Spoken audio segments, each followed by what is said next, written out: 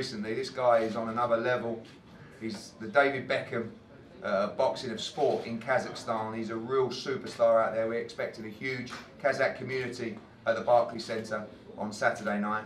And I'm going to welcome up to the stage to say a few words, along with Zia as well. The 2016 Olympic gold medalist. Please welcome Данияр Елеусинов.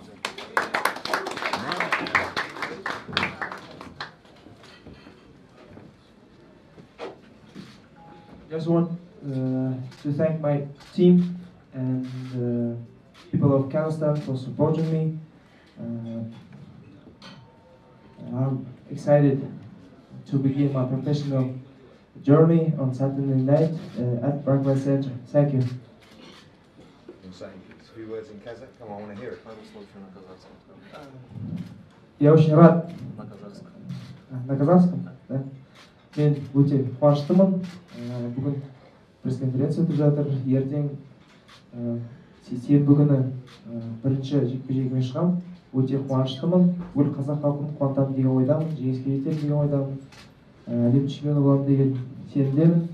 Барлықтарыңызға рахмет. Жанкүйер болыңыздар, келіңіздер, көріңіздер. Pytanie raczej jest, czy on zdoła... Oj, pięknie! Ależ znakomicie! Mówiliśmy o tym, że to jest mistrz kontry i przekonał się o tym teraz boleśnie. No a hit skontrowany po prostu w podręcznikowy sposób. A więc mamy odpowiedź. Jest w stanie przewracać rywali jednym ciosem D.Yeleusinov. To, co robił na treningach medialnych, a więc odchylenie i huknięcie lewym. Zrobił to znakomicie i teraz będzie już w poważnych tarabatach Amerykanin. No, Amerycznie wybierany najlepszy pięściarz boksu olimpijskiego. Kolejne ciosy spadają. Będzie chyba po walce za moment. Stara się teraz zerwać ten uchwyt Yelusinowa, ale bardzo mądrze, no a Kit gdzieś tam instynktownie stara się uratować skórę. Kolejny cios na dół i będzie po walce. Tak, w trzecim starciu kończy ten pojedynek Данияр Елеусинов, ależ ta detonacja. 2 minutes and 52 seconds of round number 3. Your winner by TKO, Danияр Kazakh Thunder Елеусинов.